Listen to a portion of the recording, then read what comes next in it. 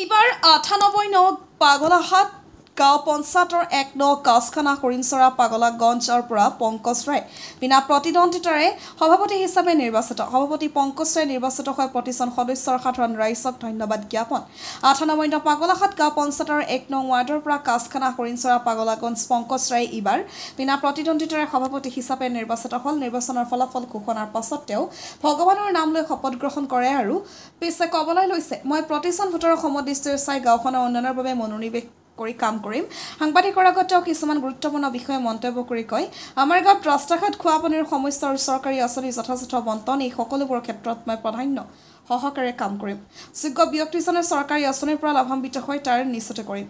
ৰহস্য অনুসৰি গাঁৱৰ প্ৰতিটো সমস্যা সমাধানৰ বাবে দল মত নিৰ্বিশেষে সকলোকে লৈ একেলগে আগবাঢ়িম। নৱনিৰ্বাচিত সভাপতি পংকজ ৰায় গাঁওবাসীৰ আশীৰ্বাদ আৰু সহযোগিতা কামনা কৰে। গুৰিপুৰৰ পৰা মৃদুল কোচৰ প্ৰতিবেদন, নৰ্থ ইষ্ট ফ্ৰণ্টিয়াৰ নিউজ। মোৰ নাম পংকজ ৰায়, মই পাগলাহাট গাঁও পঞ্চায়তৰ ১ নম্বৰ ৱাৰ্ডৰ সদস্য। তাৰপিছত মই প্ৰতিনিধিত্ব কৰিলোঁ প্ৰেচিডেণ্টৰ সভাপতিৰ কাৰণে তাত জয়ী হ'লোঁ। নিৰ্দলীয় আছিলোঁ, নিৰ্দলীয় হিচাপে খেলি আমি জয়ী হ'লোঁ।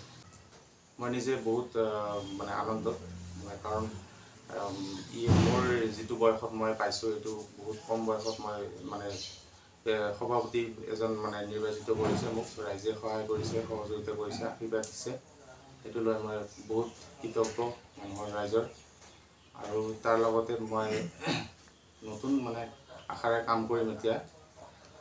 বাট পথ যিখিনি আছে সেইখিনি, তাৰপিছত আমাৰ স্বাস্থ্য, পানী যোগান, তাৰপিছত আমাৰ বিজুলী বিভাগ, সেইবিলাকত কি অসুবিধা পাই আছে সেইবিলাক নিৰ্মূল কৰাৰ চেষ্টা কৰিম। স্কুল অহা যোৱাৰ কাৰণে যিখিনি আমাৰ ল'ৰা ছোৱালীবিলাক ৰাস্তা ঘাটৰ কাৰণে যিখিনি অসুবিধা হয় সেইখিনি আগত আমি নিৰ্মূল কৰিবলৈ চেষ্টা কৰিম। আগত কাম হৈছে যদিও বহুত লেহেমীয়া গতিত কামবিলাক হৈ আছে। সেইকাৰণে আমি এতিয়া য়ং জেনেৰেশ্যন আহি গৈছোঁ। এতিয়া আমি বহুত অগ্ৰগতিত কামবিলাক আগবঢ়াই নিম বুলি আশা ৰাখিছোঁ। যিখিনি মোৰ কৰ্তব্য নিষ্ঠাভাৱে মই সেইখিনি পালন কৰি যাম।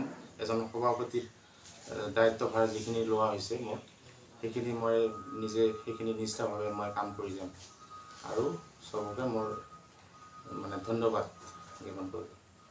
হয়, সৰ্বসাধাৰণ ৰাইজৰ কাৰণে মই যিখিনি আমাৰ চৰকাৰৰ তৰফৰ পৰা যিখিনি আহিব সেইখিনি মই নিষ্ঠাভাৱে গোটেইখিনি দায়িত্ব লৈ মই পালন কৰি যাম। সেইটো